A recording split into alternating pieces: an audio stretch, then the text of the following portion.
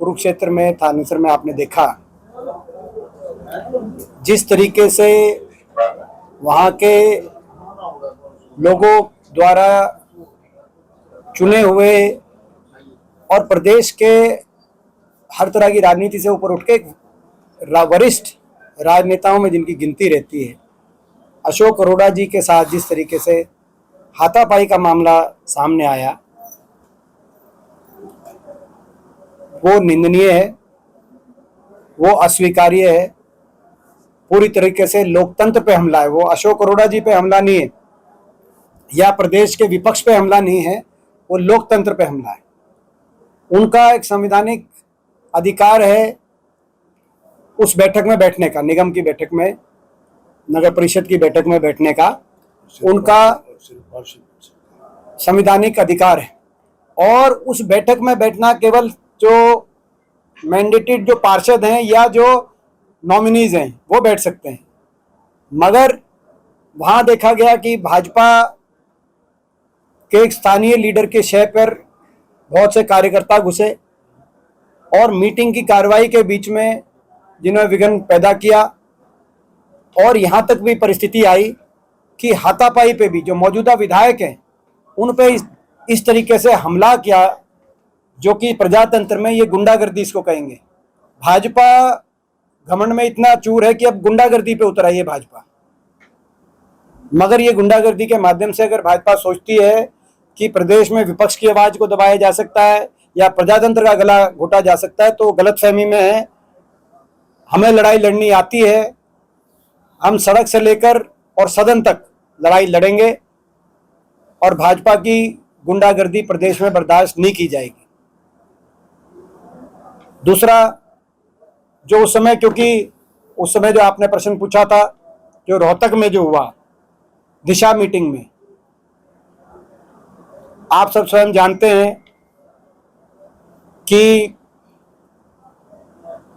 पिछले 2 दशक से एक सांसद के रूप में मुझे भी अवसर मिला।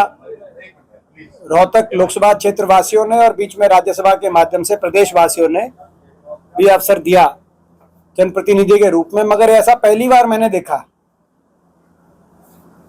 कि जब हम पहुंचे उस बैठक में तो सारे विधायक,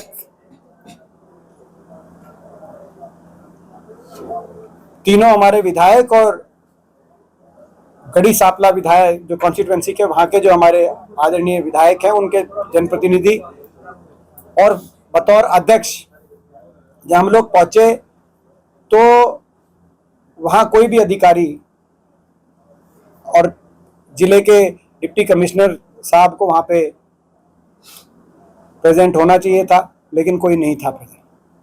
ये कोई व्यक्तिगत विषय नहीं, मैं आपके माध्यम से क्लियर करना चाहता हूँ, व्यक्तिगत कोई ना विषय है, क्योंकि मैं दिशा मीटिंग का अध्यक्ष,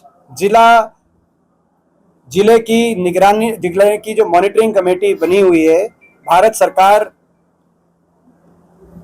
के नियमावली के अनुसार, उसका मैं अध्यक्ष व्यक्तिगत रूप से नहीं बना हुआ, कोई व्यक्तिगत आदमी नहीं बनता।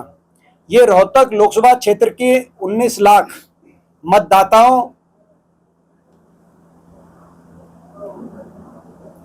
के चयन के अनुसार अध्यक्ष चुना जाता है।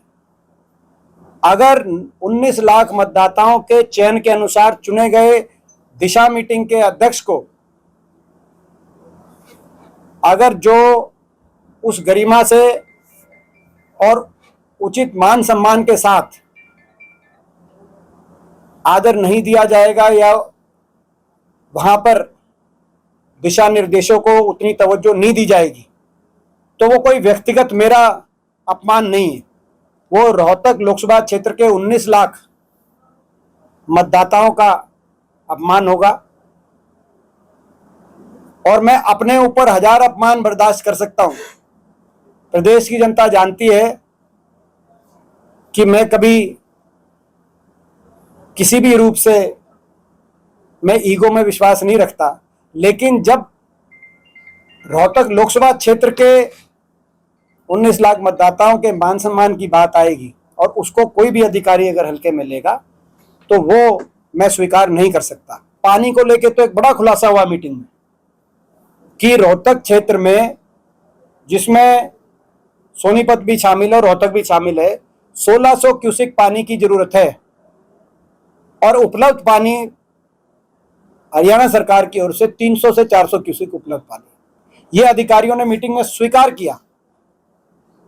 तो 1/4 पानी जितने आवश्यकता है, बेयर मिनिमम जो आवश्यकता है, और ये तो आवश्यकता ज्यादातर इसमें पीने का पानी है, उसके बाद नहरी पानी, नंबर 1। और नंबर 2, नहरी पानी जो खास तौर पे भिवानी डिस्ट्रीब्यूटरी पे महम क्षेत्र के अंदर जो गांव लगे हुए हैं, उनका नहरी पानी डाइवर्ट करके कहीं और भेजा जा रहा है प्रदेश में।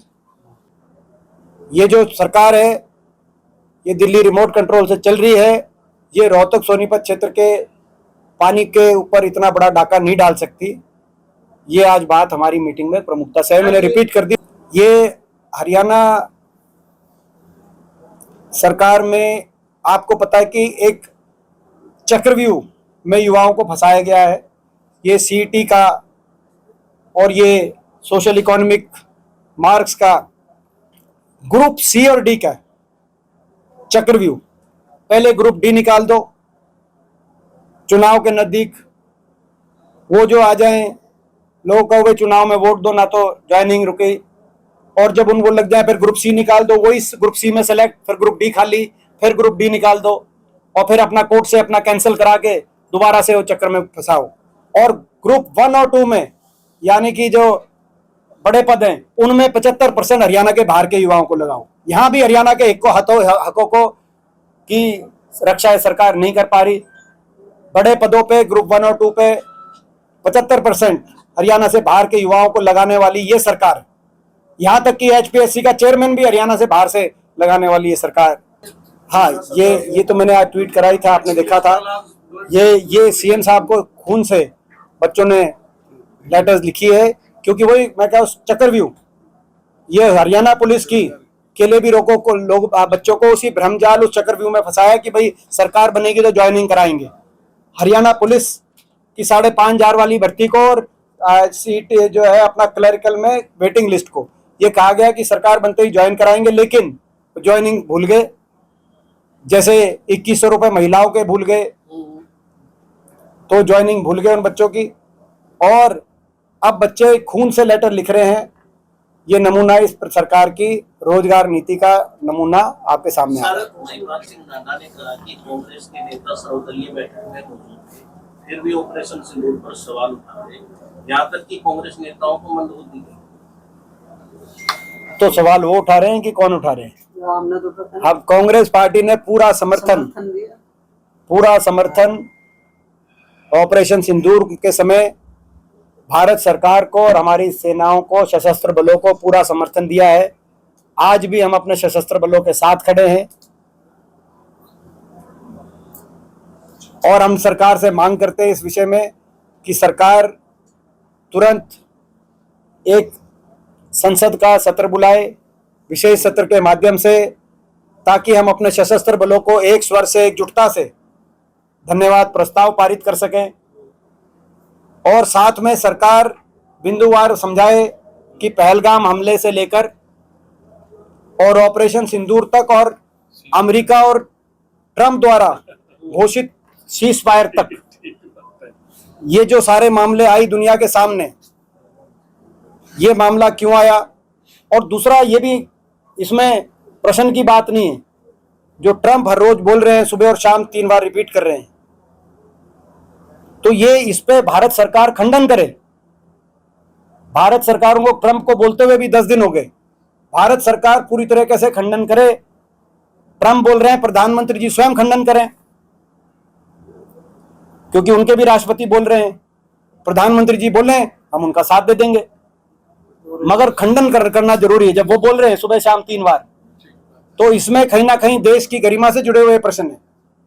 देश के सरकार कुछ बोले और अमेरिका देश कुछ और बोले, तो ये यहाँ पर मेरा मानना है कि आगे आए, प्रधानमंत्री जी खंडन करें, कहें कि राष्ट्रपति ट्रंप झूठ बोल रहे हैं और अमेरिका झूठ बोल रहा है, तो उसमें हम उनका साथ देंगे। हमने कोई सरकार को तो इसमें साथ हमने देना का कहा ही है, लेकिन जो मैं समझता हूँ कि ये देश की गरिमा की कहीं बात आएगी तो आवाज जरूर उठाएंगे। हम जरूर प्रश्न कर रहे हैं, एक ही चीज पे प्रश्न कर रहे हैं। हमने ऑपरेशन सिंदूर में और कोई प्रश्न नहीं है हमारा एक ही वो है कि भाई इसमें कहीं से भी पाकिस्तान को इनाम नहीं मिलना चाहिए।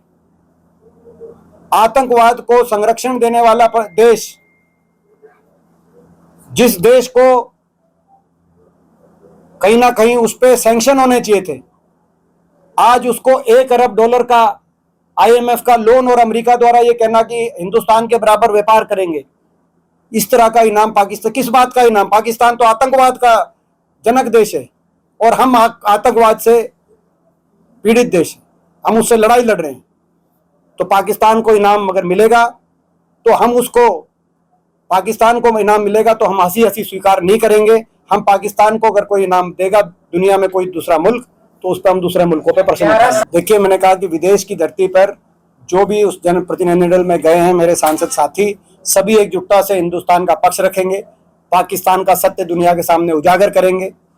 पाकिस्तान एक बहुत ही धूर्त देश, ऐसा देश जो बार बार एक रणनीति के तहत हिंदुस्तान पे पीछे के रास्ते से हमला करने का कार्य करता है आतंकवादियों के माध्यम से। उनका सच दुनिया के सामने लाने में जो विदेशी धरती पे जो सांसद जाएंगे वो एकजुटता से भारत का पक्ष रखेंगे। लेकिन साथ में अगर कोई दुनिया का मुल्क या दुनिया के सारे, जैसे IMF में आपने देखा कि लगभग बहुत से मुल्कों ने पाकिस्तान को ये $1 अरब देने के पक्ष में जो मतदान किया, तो उनसे ये सवाल भी हम पूछेंगे, भाई ये हमें स्वीकार्य नहीं हो। उसमें ये मैं यही कहूँगा, INLD और JJP का आपस में सबसे बड़ा, जो आप कह रहे हो कि ये जूतम जूत हो रहे हैं या जो भी है, इनका सबसे बड़ा आपस का जो लड़ाई है, क्या केंद्र बिंदु, वो ये है कि बीजेपी की A टीम कौन है, कौन ज्यादा बीजेपी का साथ दे। वो इस इंतजार में बैठे रहते हैं कि भाई बीजेपी के पास पहले पहुंच के कौन बीजेपी को समर्थन का पत्र पहुंचाए। इसकी प्रतिस्पर्धा है JJP और INLD की, और ये प्रतिस्पर्धा से इनको कोई आपस में बचा नहीं सकता।